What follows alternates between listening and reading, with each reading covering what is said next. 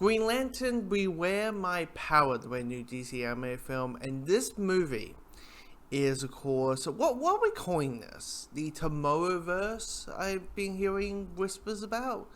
We're calling it the Tomorrowverse, which includes Superman, Man of Tomorrow, Batman The Long Halloween Part 1 and Part 2, and Justice Society World War 2. Is that what we're calling it? I'm going to call it the Tomorrowverse right now, just for the sake of argument's sake. But anyway, so it's the new movie with that certain art style with the similar voice actors that's connected to this universe. But Green Lantern Beware My Power is a movie that has so much potential. The idea of like, hey, here's this space opera, it's Green Lantern, it's, space opera is going to be like Star Wars and all that kind of stuff. And we're going to do a space opera road trip movie. Awesome, great. While exploring like PTSD, because John Stewart who is our main character, who's the Green Lantern of this particular story, is a veteran. He has come out of the army and he's suffering from seeing dead bodies and the horrors of war. By mixing those two, that sounds like a really interesting balance, but the problem is they go nowhere with it. And you just get this very bland movie. Like, it's not bad, but it's just uninteresting. And the ending, like, the third act really troubles the mind, because for me, it just felt like you're doing the twist on the twist on the twist on the twist. Like, it's basically doing a lot of what twist in a span of like 20 minutes. And I'm just like, this story didn't need that. It felt like I don't want to spoil it, but I was like, just do what you usually have of who killed the Green Lanterns. Okay, it's this person. Make these people the villains and move on.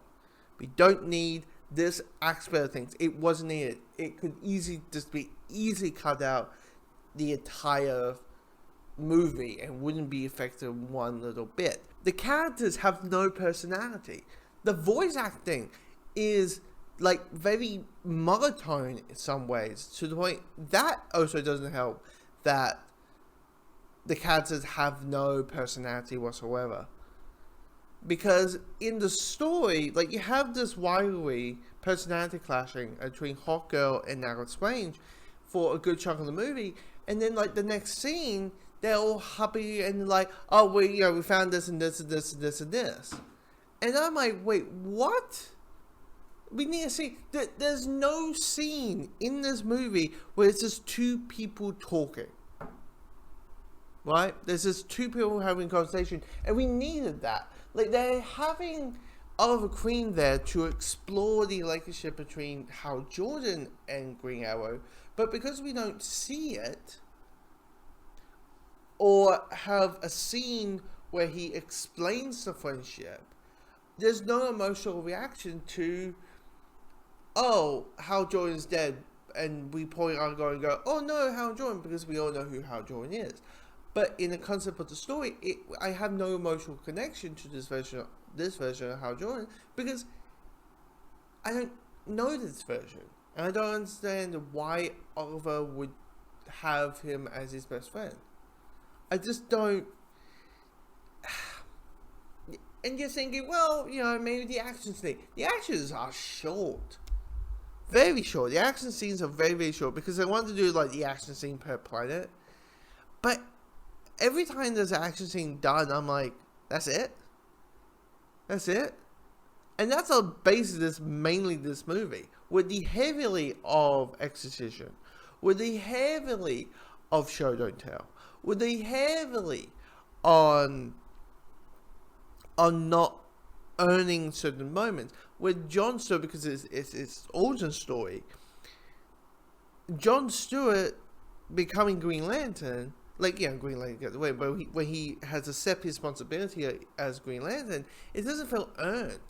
It should be this powerful moment and goosebumps moment, but I don't feel any of it. I don't feel any emotion of it because I don't felt it was.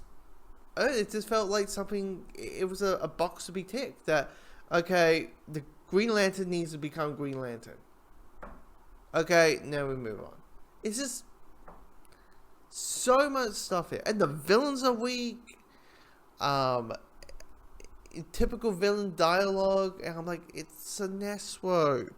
Sinestro is very calculated. He's very like good with his words and all. And you're giving him cliche leader villain dialogue. I mean, it's just not a fan of that, really. The writing can be off and such. It's just, the animation's good. I would say that the animation is good. I like the designs of these characters. It's just this movie has so much potential, so much, and it didn't do that. And it's just Green Lantern, Beware My Power. Just let's just hope Battle of the Super Sons is better, because this movie was just. Yeah.